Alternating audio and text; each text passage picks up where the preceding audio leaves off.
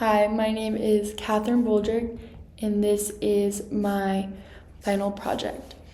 So, for this project, I decided to do the movie Ready Player One by Steven Spielberg. So, this is my title page where I've added the central theme and went into some detail about that. This is a cool background, cited, and then my site for this. And then also like a cool photo of the two main characters and the antagonist. So on the second page, I have the film analysis, and this is just where I go into some detail about it. It's the first part, and then some photos of the other characters, the second part, and then also the third part, and then my photo citations down at the bottom. And then this one is my favorite page. It's just kind of about inside the gaming universe that the film is centered around, called The Oasis.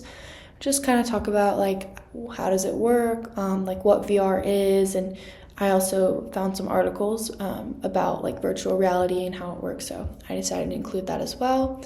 And then a 30-second movie clip that's kind of just gives a whole basis of what the movie Ready Player One is about, and then my primary sources and secondary sources. So let's get into the homepage. So the thing about Ready Player One and the central theme. So the central theme I thought would be important was technology addictions. Citizens will not come to terms with the issues regarding the future of the world, but rather relive a perfect alternative reality filled with 1980s nostalgia and technology. That's kind of like the basis behind Ready Player One. We really see this issue take shape as the multitude worlds of the Oasis hold out the promise that each avatar can live a digital version of the American dream.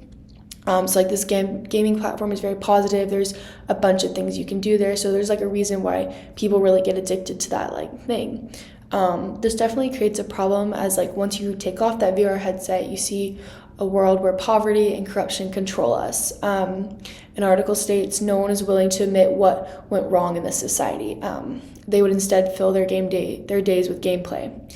I think this type of mindset for the community and with their unbreakable addiction to the game really has a lasting impact and explains why the society turned out the way they did. So on to the next page is my film analysis. So the thing is, we set the scene in 2045 where climate change, poverty, and war has really wreaked havoc on the society. Our main character, Wade Watts, lives in the stacks, which is really just like an overpopulated city plagued with poverty, and the trailers are all stacked on top of each other, and no one really has anything to do except go to the Oasis. So that's really like people's escape. The virtual reality world where the limits of your reality are your imagination, that was like really the first main quote of the movie, and I thought was really important to include, and it was stated by character Wade Watts. This can really be interpreted as whatever is troubling you in the real world can be forgotten, and with the endless possibilities of quests and resources, it makes sense that people lose sight of the crumbling reality in front of them. Here is another picture. With this in mind, we see the main character consistently shown as his Oasis character, Parasol, and he has his best friends, Ike, and Wade's love interest, Artemis. I think Wade is really the epitome of a Steven Spielberg character or main character. He's kind of somewhat boring and, puts his loved ones at risk. And I think Artemis or Ike would have been a really good main character for this movie, but that's just my personal opinion. Here is James Halliday, the creator of the movie, which we will get into detail, and then some Oasis players more at the end of the movie. So to attain such high achievement, players must complete Halliday's Easter egg hunt. This hunt includes finishing 3 tasks to open 3 gates. Throughout this movie, Parasol, Ike, and Artemis help to analyze and apply their knowledge of the game's creator to overcome these challenges. And then a lot of this movie is them completing the 3 challenges. And the first one is the impossible race through Central Park, where he visits the archives of James Halliday's life one more time and takes notice to the quote that James Halliday had said, why can't we go backward for once, fast as we can, put the pedal to the metal, Bill and Ted did it. This was important because this was like Parzal really thinking, oh, like I need to apply this in a different way, like that's something I didn't think about. And when he applies that to the race, he's able to actually win and be the first ever player to complete the race. And this pertains to the rest of the movie as this like idea of not getting so obsessed with what is in front of you, instead looking at another approach to problems is a way to combat this style.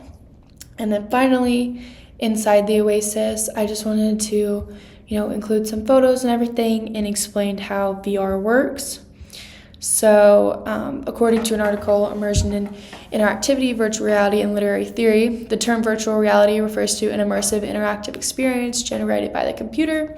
So I just kind of explained how VR is incorporated, like what goes into VR, like computer cables, wearable device like haptic gloves, and a display for visual output like virtual reality goggles.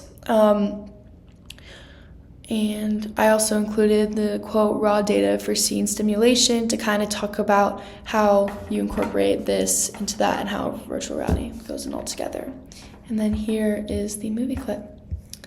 But that is it for my website. I hope you guys enjoyed.